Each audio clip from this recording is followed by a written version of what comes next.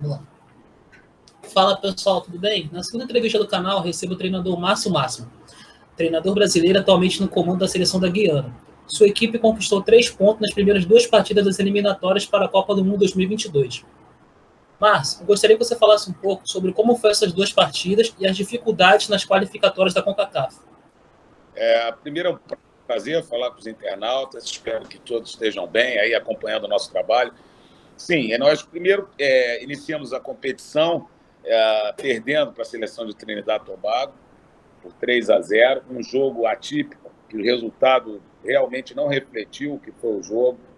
A própria estatística do jogo no scout, nós tivemos maior posse de bola, número maior de finalizações, enfim, mas tivemos alguns erros individuais em momentos cruciais da partida que nos custaram a derrota. Agora, no jogo seguinte, nos recuperamos contra a Bahamas, vencemos por 4-0 e, enfim, estamos ainda vivos na competição, porque ainda faltam 2 jogos, estamos em terceiro, no grupo de 5, vamos enfrentar agora o líder da chave, que é St. Kitts, que também é bem comandado pelo nosso amigo e também brasileiro, treinador Léo Neiva, porque aqui trabalhamos eu e o professor Wilson Toledo, ambos brasileiros, e conseguimos já a classificação para o Gold Cup, isso é importante frisar, no ano passado, e esse ano, além da disputa do Gold Cup, que equivale a uma Copa Sul-Americana, a Copa América, nós estamos nessa classificação para a Copa do Mundo.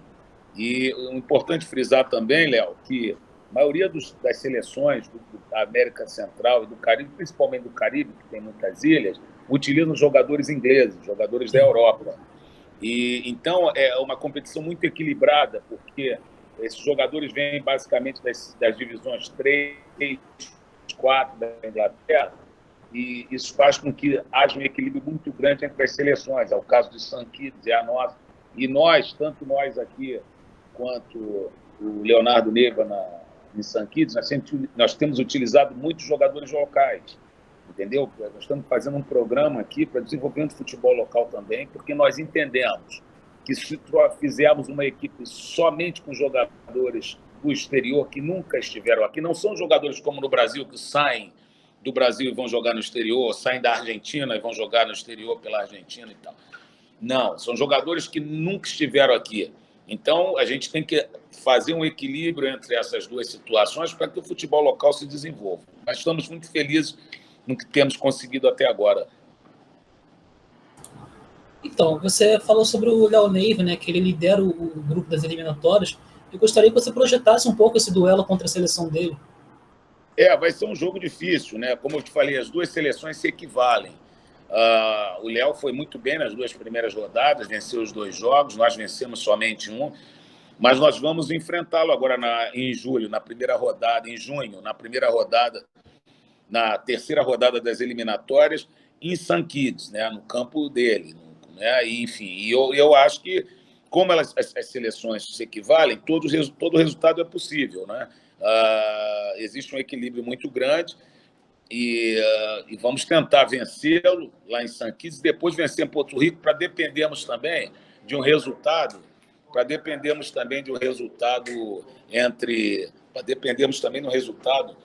que nos favoreça entre St. Kitts e Trinidad, que vão jogar na última rodada. Quer dizer, tudo é possível, está em aberto.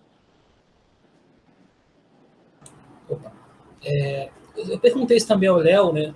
E ele respondeu que a intenção, assim como você também falou, é usar os jogadores locais. Mas fora isso, como é feita a captação e o acompanhamento dos atletas da sua seleção? Os clubes aqui, Léo, não tem muita estrutura, entendeu? Então, na verdade, a seleção ela auxilia mais os clubes do que o inverso, que a coisa já é uma realidade surreal, né?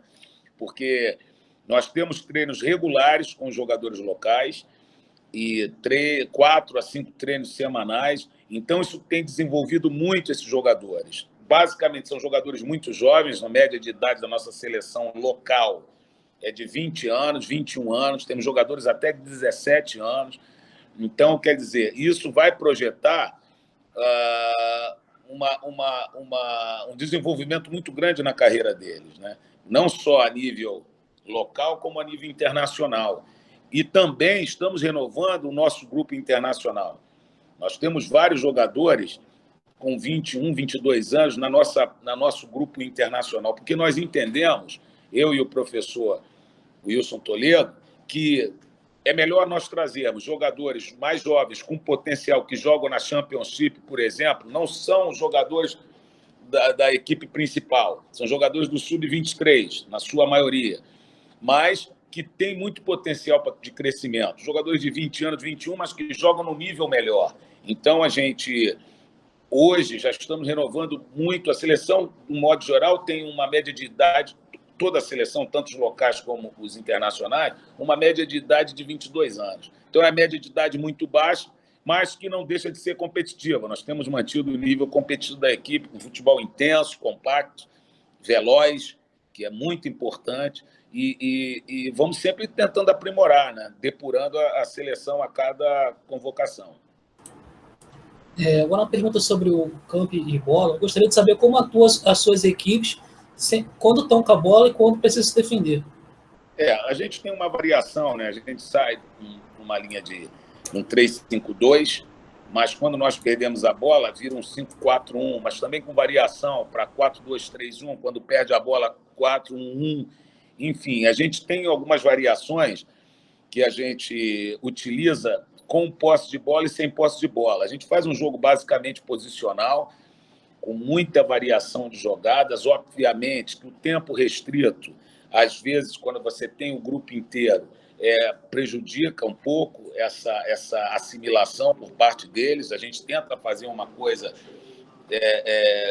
mais dinâmica e que eles possam assimilar bem, mas, como eu falei antes, nós estamos satisfeitos com o resultado. Eles têm assimilado dentro desse curto período que a gente tem o time inteiro conosco, porque a FIFA nos dá somente 5 dias antes de cada 4 dias, às vezes antes de cada partida.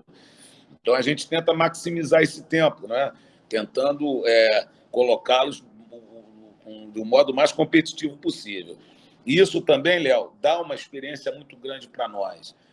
Essa é a 5ª seleção que eu dirijo, então, basicamente, sempre já trabalhei na Europa, trabalhei em vários continentes, então isso vai dando a nós, treinadores, uma experiência muito grande em saber lidar e extrair o máximo que esses atletas possam nos dar, né?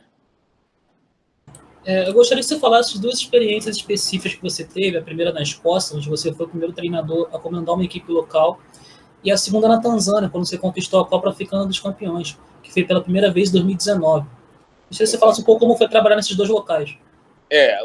Na Escócia foi uma experiência muito interessante, porque eu havia já trabalhado numa seleção no Caribe, e como essa seleção era composta por vários jogadores ingleses que falaram ainda bem, né, bem do trabalho, então nós fomos convidados a fazer algumas entrevistas, não só na Escócia, como na Inglaterra também. Então é muito interessante isso, porque no exterior, isso agora começa a ser feito no Brasil também, os clubes ou seleções contratam jogadores, contratam treinadores de acordo com o seu perfil, com a sua cultura futebolística, com o seu perfil de jogo, ou com o que eles querem usar como perfil de jogo. E como eu tenho um perfil de buscar jogadores na base, trazer os jogadores para os times de cima e para as equipes que eu dirijo, essa renovação sempre constante, que isso, claro, incide diretamente na forma de jogar, porque aí você vai jogar mais rápido, vai jogar mais intenso, e é o futebol que eu acredito, um futebol vertical. Então, acho que isso aí foi determinante para essa minha ida para a Europa. Infelizmente, o Chairman vendeu o clube 6 meses depois da minha chegada, o que inviabilizou a minha permanência, porque aí você acaba perdendo o suporte né, para a continuidade do trabalho. Mas foi uma experiência muito boa, que me deu até a possibilidade de depois ir para outros centros, outras seleções, né? É sempre bom você poder ser um brasileiro trabalhando na Europa, isso cria uma marca, enfim. E na África também era um trabalho de renovação. Nós subimos quase 100 posições no ranking da FIFA, renovamos a seleção também quando chegamos lá. A seleção tinha uma média de idade de 27 anos, 28, na seleção muito experiente, muito lenta por conta disso. e nós renovamos, baixamos essa média de idade e conseguimos. Quando nós chegamos, nós tínhamos apenas 2 jogadores jogando no exterior em ligas pouco atrativas e divisões bem baixas, né? De terceira, quarta divisão da Suíça, coisas assim. Quando nós saímos, nós tínhamos quase 12 jogadores atuando no exterior. Fora os resultados, né? Que nós, como você falou, conseguimos a classificação para a Copa Africana dos Campeões pela primeira vez na história. Como disse, nós subimos no ranking da FIFA, uma enormidade, porque é muito difícil, Léo, você conseguir tudo isso num momento só. Aqui na Guiana, eu e o professor Wilson Toledo já trabalhamos aqui há 2 anos. Nós conseguimos aumentar, subir no ranking da FIFA até agora pelo menos 15 posições, porque, como falei, ano passado nós classificamos para a Copa de Ouro. Agora nós estamos fazendo a renovação ao mesmo tempo, continuamos subindo no ranking da FIFA, mas não é fácil você conseguir resultado, renovação, modificando o time, tudo ao mesmo tempo. Mas a gente tem conseguido, na medida do possível, obter os resultados esperados. Você já comentou sobre as suas equipes, e um fator que chama muita atenção no seu currículo é que você enfatiza bastante o jogo posicional. Eu gostaria de falar como você insere ele em suas equipes e quais características desse estilo de jogo, que aqui no Brasil tem um debate muito grande sobre isso e cada um explica de uma maneira diferente. Léo, o jogo posicional nada mais é que uma tentativa de ganho, de ter uma vantagem numérica em cada setor do campo. Não é? Isso é a definição básica. Isso pode ser estendido a qualquer sistema, isso você pode ser adaptado a qualquer sistema. Basicamente, a gente procura não a automatização do jogo. Isso é muito importante frisar, porque já ouvi muita coisa, já li muita coisa a respeito disso, que isso limita a criatividade do jogador ou coisas assim. Absolutamente, é o inverso, porque você aumenta o número de variáveis dentro do jogo, independente do sistema que você utiliza. Como eu te falei lá no início, nós temos uma variação de sistemas com bola e sem bola muito grande. E o jogo posicional, ele facilita, porque o jogador sabe exatamente onde o outro está e as variáveis de cada posicionamento. Entendeu? Então, eu acho que é um facilitador, não o inverso. Como eu tenho, porque as pessoas costumam confundir achando que o jogo posicional é um jogo estático. Não, é absolutamente ao contrário. Ele é um jogo de posições, mas com suas variações de acordo com o sistema que você implemente. Bem legal. Aqui no Brasil cresceu bastante a exigência sobre compreender o jogo e saber repassar ele também aos atletas, aos torcedores, pessoas envolvidas com o futebol em geral. Você fez a licença Pro da CBF, né? O que você conseguiu absorver dos conteúdos e o que você ainda acredita que possa melhorar? Você também foi palestrante na Associação Brasileira de Treinadores de Futebol. Gostaria de falar um pouco sobre como foi essa experiência. Muito legal, Léo. Deixa eu te explicar. Quando você começa o curso da CBF, a primeira coisa que eles falam, que eu concordo plenamente, é que no futebol não existe nada certo e nada errado. Você agrega. Independente, tem coisas que você vai utilizar e tem coisas que você não vai utilizar. O que mais me chamou a atenção no curso da CBF, primeiro, foi o grande intercâmbio que nós, profissionais do futebol, fizemos. Hoje eu tenho um ótimo relacionamento, só para falar dos mais proeminentes no futebol brasileiro, com Mancini, com Mano, com César Sampaio, todos fizeram parte do Fábio Carille, Roger Machado, só para citar alguns, porque eu vou esquecer.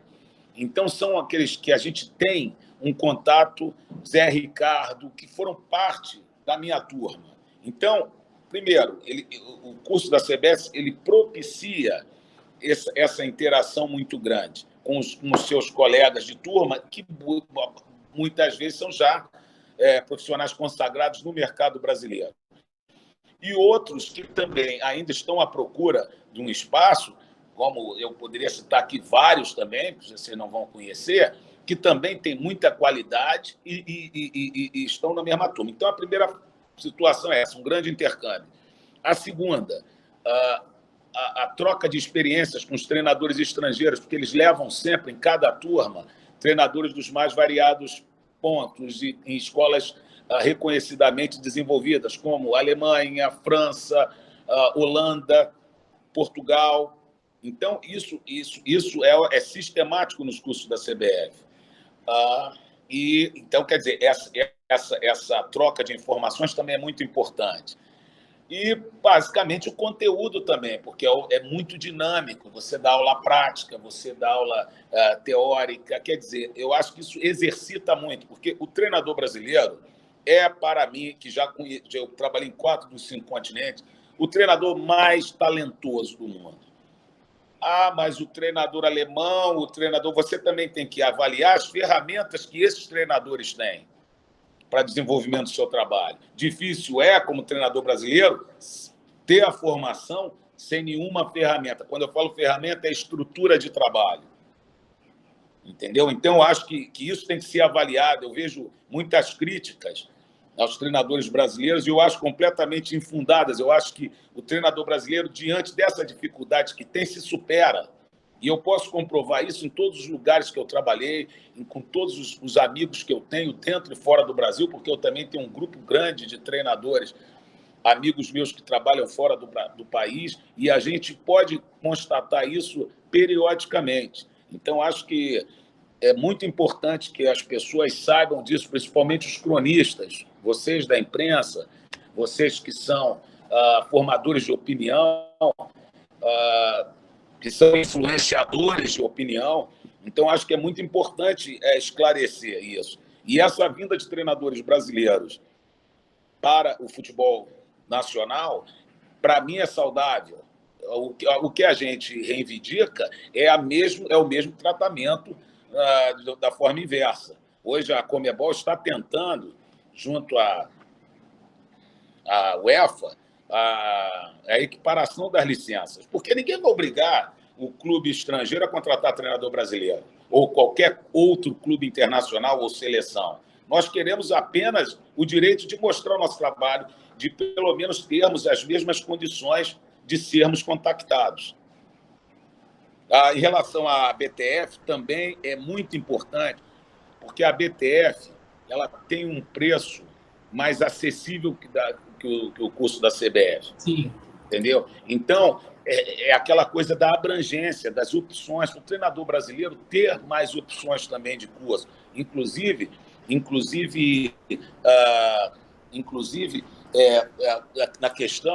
a questão financeira. Na questão financeira, porque muitos treinadores eles não têm o acesso para você poder trabalhar com a sua formação, com o seu certificado. Eu acho que a BTF propiciou isso também. Eu ouço muitas críticas em relação a preço da CBF. Eu sou um cara independente, eu não preciso fazer nenhuma defesa da CBF ou da BTF, porque eu gosto de ambas, participo de ambas, como você mesmo falou. Inclusive, agora fui homenageado pela CBF Academy como uma referência para os treinadores nacionais. Isso me envaideceu muito, estou muito orgulhoso e sou palestrante da BTF também. A gente, dentro das nossas limitações, a gente sempre tenta indicar, a gente sempre tenta abrir o mercado do treinador brasileiro. Infelizmente, às vezes, o mercado que nós estamos trabalhando não propicia. Hoje nós estamos trabalhando pela CONCACAF, não é? Numa seleção que faz parte da CONCACAF, onde o entorno não é muito atraente para outros treinadores, nem para o mercado também não é muito atraente.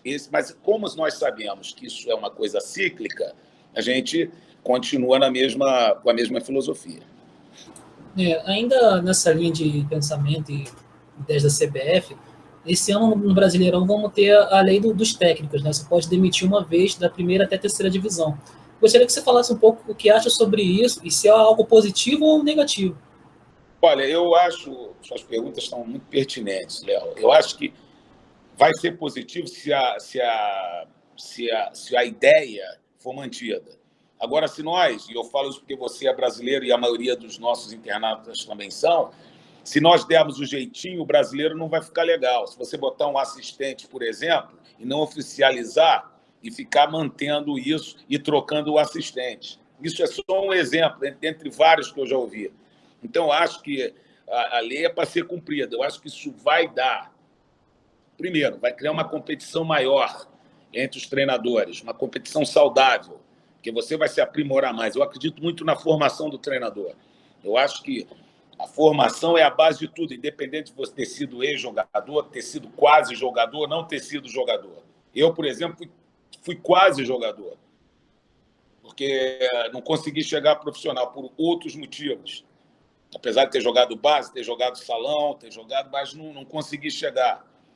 Né? E meu exemplo são tem outros com o mesmo exemplo. Tem aqueles também que nunca jogaram e que também têm condições de trabalhar. Agora, a questão é se vão dar essa oportunidade e seguir essa linha fielmente, como eu acho que deve ser, porque isso vai criar essa competitividade e o clube vai ter mais consciência na hora de contratar, porque ele vai contratar o jogador, o treinador, que se adeque àquela linha de trabalho, a filosofia do clube de trabalho, não só dentro de campo, em relação ao modo de jogo, ao modelo de jogo, ao conceito, mas também em relação à forma administrativa de trabalhar. Porque eu não entendo hoje um treinador somente dentro do campo. Ele tem que ter também um peso nas decisões fora dele. Outro dia eu estava até conversando com um gestor, um ex-gestor, o Marcelo, que falou sobre isso, que a tendência é que você tenha a parte técnica e a parte financeira trabalhando juntas, porque você, como treinador, você vai sempre olhar o lado técnico primeiro. Isso é nosso, faz parte da nossa função. Mas, por outro lado, a parte financeira é muito importante, porque é isso que mantém o clube. Então, você vai ter o peso e a decisão final do presidente, é claro. Mas ambos vão ter a possibilidade, eu já tenho, porque alguns clubes já fazem isso, de expor seu pensamento, sua filosofia e seus objetivos. Você falou que foi quase jogador, certo? E tem um fato muito importante na sua carreira, você fez parte da primeira comissão técnica que levou o Ronaldo para a seleção, né? Ainda na categoria de base. Gostaria que você falasse um pouco sobre isso, e como foi o contato com o Ronaldo. Isso. O primeiro foi... uma coisa vai puxando a outra, né? Eu, como falei, joguei salão, sou oriundo do salão, depois fui fazer aquela transição, aquela famosa transição para o campo. Então, houve um período que eu tive que fazer essa interrupção por causa de lesão, mesma história de vários outros, né? Enfim. E aí, o professor, depois fui para a faculdade, fui estudar, fui continuar meus estudos, né? Porque eu não parei, e encontrei vários amigos com a mesma história, como até o professor Wilson Toledo, que trabalha comigo, também foi jogador do América, e que depois também por causa de lesão, foi para a universidade. Coincidiu do nosso time da universidade ser muito bom, porque tinham vários ex-jogadores, na Universidade Federal do Rio de Janeiro. E nós encontramos... Então, eu encontrei o professor Humberto Redes, que foi o cara que me alavancou no futebol, que me estimulou, que é ex-jogador, professor, hoje doutor, jogou no grande time do Botafogo, treinador de futebol também, do próprio Botafogo, onde eu tenho uma ligação muito grande. E, enfim, ele que me deu a primeira oportunidade para trabalhar. Fui trabalhar antes no Mesquita, tinha um projeto da universidade também, comecei no clube pequeno, e ele foi trabalhar na seleção brasileira e me chamou para ser seu auxiliar. Enfim, e aí como auxiliar dele, ele convocou, nós convocamos a comissão, porque naquela época você tinha que se dividir, não tinha um campeonato nacional, assim, em 92, eu tinha 28 anos, 27 anos, não tinha campeonato nacional, não passava na televisão, então você tinha que se dividir, ir para os lugares, né, para tentar, deixa eu só ligar aqui, para tentar... observar o maior número de jogadores possíveis. Então, isso que aconteceu com o Ronaldo também. E o Ronaldo, nós tivemos essa possibilidade de trabalhar com ele. Foi o primeiro... e naquela época, Léo, até é importante dizer isso, não eram muitos jogadores que eram convocados de clubes pequenos, de clubes com pouco investimento. E o Ronaldo foi. Né? O Ronaldo foi... Só um minuto, deixa eu pegar aqui a... E o senhor está acabando a bateria. Boa. Só botar que acabou aqui. Só um instantinho. Desculpem, mas acabando a bateria aqui, rapaz. Tá vendo? Isso não é programa feito ao vivo, mas... Só um instantinho, Léo. Pronto. Foi. Obrigado. Wilson, por favor. Esse é meu auxiliar técnico, professor Wilson Toledo, também. Um prazer. Depois eu vou te passar. Bem? Depois eu vou te passar, Léo, o contato para você também. Também tem uma carreira. Parabéns aí pelo programa e tenha muito sucesso aí, tá? Obrigado. Vocês também. Valeu. Depois obrigado. Eu vou te passar o contato do professor Wilson Toledo. Também tem uma experiência vasta na Arábia. Inclusive, veio para a Guiana antes de mim, para fazer a organização dos treinadores, enfim. E aí, a estrutura de formação dos treinadores locais também fez a BTF, também é palestrante também da BTF, e, enfim. E ele depois eu vou te dar o contato, também ele tem uma história muito interessante, muito rica. Você trabalhou aqui no Brasil, Mesquita, que você já falou, e também no Vasco da Gama, né? E, se eu não me engano, o seu último trabalho aqui no Brasil foi em 2011. Você tem vontade de voltar? Já recebeu sondagens? Boa pergunta, Léo. Essa pergunta pode ser até direcionada não só para mim, mas para vários treinadores que trabalham no exterior. O grande problema do futebol brasileiro, a meu ver, não é nem a instabilidade, porque isso hoje é uma coisa recorrente. Eu acho que vários países estão seguindo a mesma linha. Outro dia, o próprio Micali foi demitido no Al-Ahly da Arábia Saudita, liderando o campeonato saudita, depois de uma derrota na Champions League. Quer dizer, coisas assim que acontecem.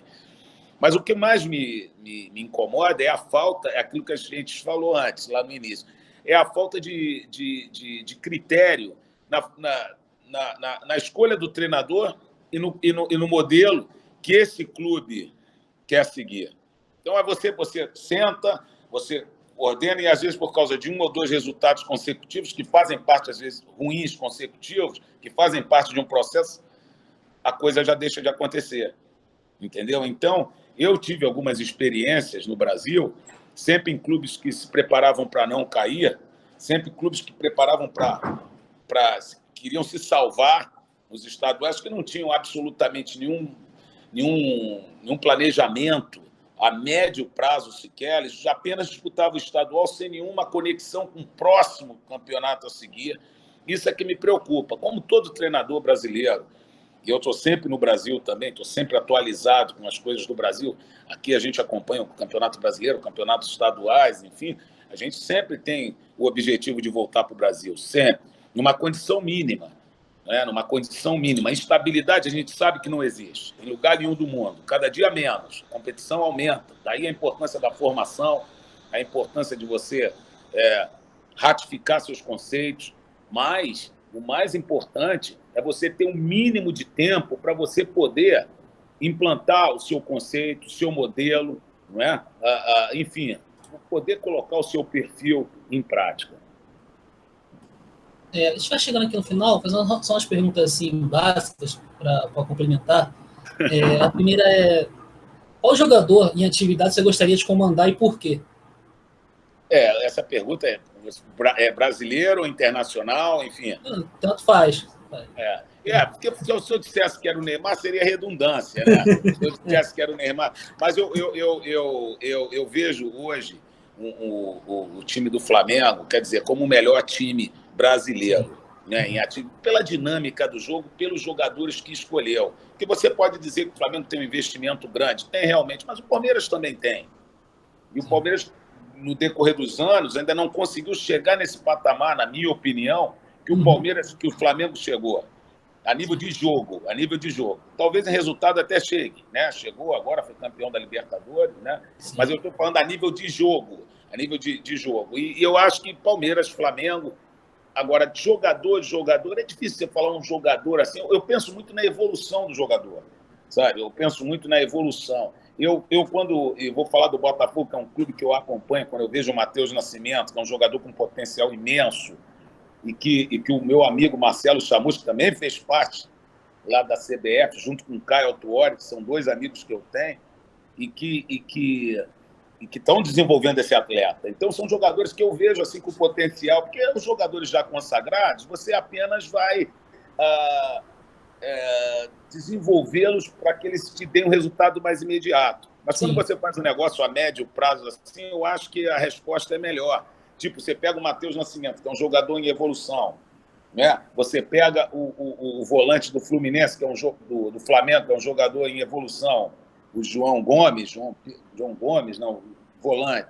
Quando você pega o jogador Isso, João Gomes. Quando você pega os jogadores do Fluminense, você vê o Kaique, o que está jogando.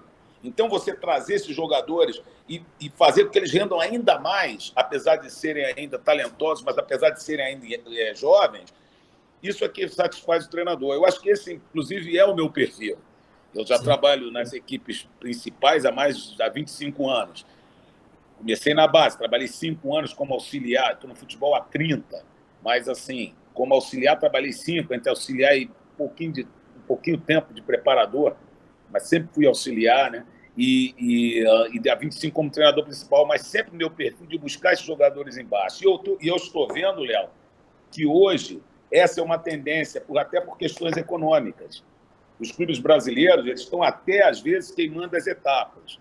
E olha quem está falando isso, é um treinador com perfil de trazer os jogadores jovens. Mas, ao mesmo tempo, eu reconheço que muitos deles estão queimando as etapas pela premência, pela necessidade que esses clubes têm de fazer dinheiro. Então, tem que ter muito cuidado para que, às vezes, eles colocam tão prematuramente o jogador que acabam perdendo dinheiro ao invés de ganhar. Uma pergunta assim, de opinião. Eu perguntei pro Léo Neiva, em relação à camisa 10, se ele estava acabando ou ele evoluiu. No seu caso, como você trabalhou com o Ronaldo, eu gostaria de fazer essa pergunta especialmente por camisa 9.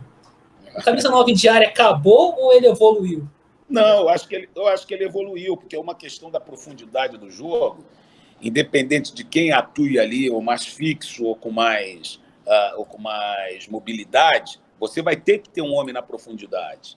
Exceto, às vezes, você joga sem centroavante de profundidade para que você faça você tenha uma mobilidade maior na frente. Mas, mesmo assim, independente de não ter um centroavante fixo, alguém vai ter que estar lá para dar essa profundidade.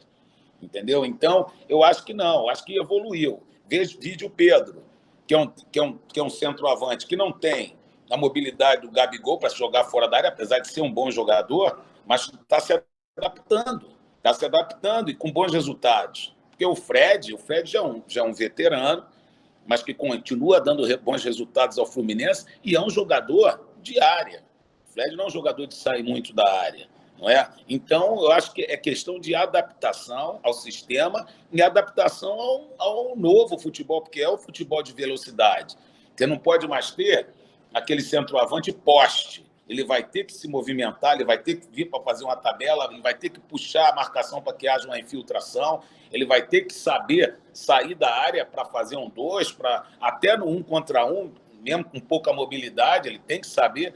Mas acho que não vai acabar, não. Acho que é uma questão de evolução mesmo. Ainda em cima do camisa 9, se você pudesse escolher entre esses dois, qual você gostaria de ter em sua equipe? O Benzema ou o Lewandowski? Cara, eu acho o Lewandowski com mais recursos, entendeu? Até ontem eu estava vendo o jogo anteontem, né? Vendo o jogo do Benzema contra o Chelsea. Ele é um jogador, obviamente um jogador de nível A, né? Um jogador diferenciado, mas acho o Lewandowski com mais recursos, porque ele faz todas as coisas que o Benzema faz com mais mobilidade. Eu acho ele mais presente, sabe? Eu acho ele com mais recursos para jogar fora da área, por exemplo, com mais mobilidade para infiltrar, para atacar os espaços. Eu gosto muito do Lewandowski, também gosto do Benzema, mas acho que o Lewandowski é um jogador mais completo. Márcio, gostaria de agradecer essa presença aqui, foi muito legal. Foi meu. E para finalizar, você poderia dizer suas redes sociais, onde o pessoal pode te encontrar. E eu sempre peço no final de cada programa que o convidado indique um livro, de preferência relacionado ao futebol. Preferencialmente relacionado ao futebol? Isso. Agora sai um livro de um amigo meu falando do... Isso eu acho que seria interessante, já que a gente fala para a comunidade do futebol, basicamente, né? Do Wagner, que é falando do mundo árabe, Tuareg na Arábia, alguma coisa assim. Esse é fácil de encontrar. Porque a gente está sempre... Eu vejo vários artigos. Eu não costumo nem ter paciência para ver um livro inteiro. De repente, eu leio mais do que um livro inteiro, porque eu leio vários artigos diferentes. Né? Isso deve ser em função da minha hiperatividade, que eu sou hiperativo, então não consigo ficar num livro só. Eu consigo ler vários artigos. Mas o mais recente foi esse que o Wagner lançou agora, um Tuareg no futebol árabe. Está sendo, inclusive, chancelado pela BTF. É um livro que eu recomendo, porque ele vai ser interessante, não só para os treinadores, para as pessoas ligadas ao futebol, como também pela sua diversidade de informações. Ele é interessante para todos que gostam dessas coisas atípicas, que coisas bem características. Eu acho que é um livro interessante que vocês vão gostar. Tranquilo. Vou encerrando por aqui, Márcio. Muito obrigado pela presença. Grande abraço, Léo. Olha, e depois eu vou passar para você o contato do professor Wilson, para que vocês também